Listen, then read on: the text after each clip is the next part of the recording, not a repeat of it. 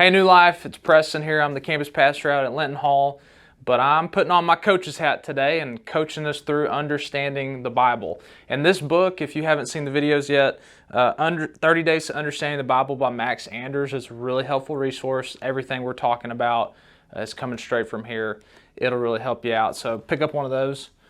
So far we talked about one of the keys to understanding the Bible is its structure and how there's an Old Testament and a New Testament. 66 books. We've got 39 in the Old, 27 in the New, and different categories: historical, poetical, prophetical. In the New Testament, we've got historical, Pauline epistles, and general epistles. That gave us the big picture framework. The second video, we talked about the geography of the Old Testament. So we're zeroing in on the Old Testament, and we talked about the bodies of water. There were 8 of those, and specific locations on the map, there were 7 of those.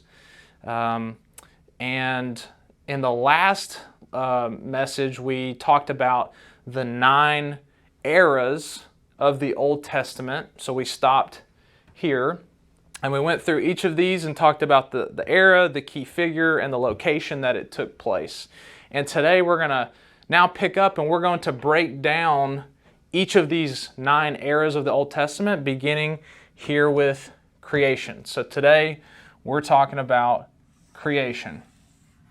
This is the first era of the Bible, and it covers Genesis chapter 1 through chapter 11. So if we remember, say it with me: creation, Adam, Eden. This is the creation era. The main figure was Adam. He was the first human created, and it took place in the Garden of Eden. So here is a summation or a summary statement to help us kind of understand what this era is all about. So Adam is created by God, but what do you think this is? What did Adam do? He sins, and what was the result? And destroys God's original plan for man. Now, we know where we're at. We've got a summary of what we're talking about. Now that we're there, we're going to expand this era and understand what are kind of the big elements of the era. So there's 4 things that we need to know about this era of creation, Genesis 1 through 11. So the first is creation, and this is chapters 1 and 2. So God speaks, creates the heavens and the earth. He creates mankind, Adam and Eve, made in His image. We have a soul, we have an intellect, a will. We're able to discern right and wrong. We're going to live forever. So we are created in the image of God. Fast forward, the second part of this creation era is the fall. So if this was chapters 1 and 2, this is chapter 3. This is when sin enters the world. So Satan, in the form of a serpent, comes to Eve, tempts her and says, "Oh, eat of the fruit of the tree of the knowledge of good and evil," which was the one thing God told them not to do. She did. She invited Adam to do the same, and because they sinned and disobeyed God's command, there were consequences.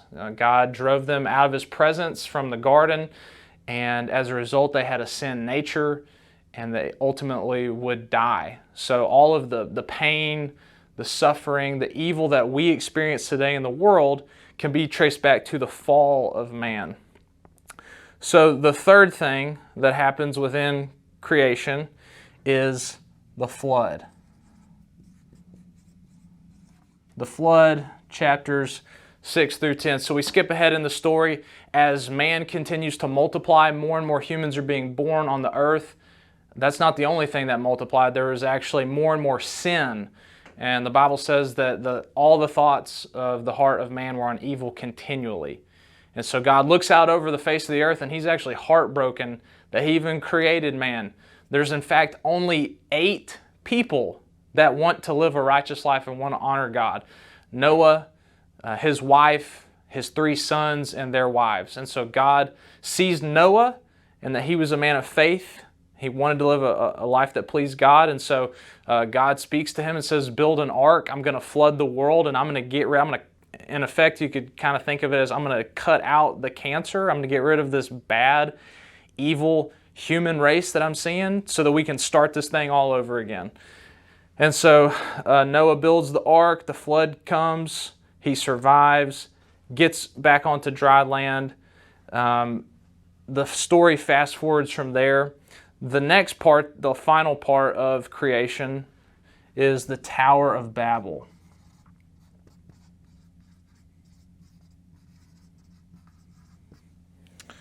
So after Noah had come off the ark, God makes a covenant with him, gives him the rainbow. And again, just like he told Adam in the beginning, he says, hey, be fruitful and multiply, fill the earth, subdue it. Basically, God's saying, you're kind of my mid-level managers. I want you to rule over the earth and care for it and cultivate it and bring out the best in the world on my behalf. And so fast forward, mankind, instead of spreading out and being image bearers of God all over the earth, they just huddle together and near Babylonia. And so they're huddled together, they're disobeying God again, and they, in essence, build a monument to themselves. They want to build this tower that reaches up to the heavens, reaches up to God. It's their way of saying, look how great we are. And so God, He doesn't like that. He doesn't like what they're doing, and so God does something interesting. He confuses their language. And for the first time, people begin to speak different languages. And the people are scattered all over the four corners of the earth. And this is the very beginning of what we would now say as the nations. So all of these different ethnic groups, ethno-linguistic groups of people who speak different languages and have different cultures, it's a result of the Tower of Babel and the spread of all those people. So once again, just kind of say it with me, memorize this, think through this so you can get it. Creation, Adam, Eden. Adam is created by God, but he sins and destroys God's original plan for man. The four parts: creation, chapters 1 and 2, the fall, chapter 3, the flood, chapter 6 through 10, and the Tower of Babel, chapter 11. We'll see you next time as we talk about era number 2.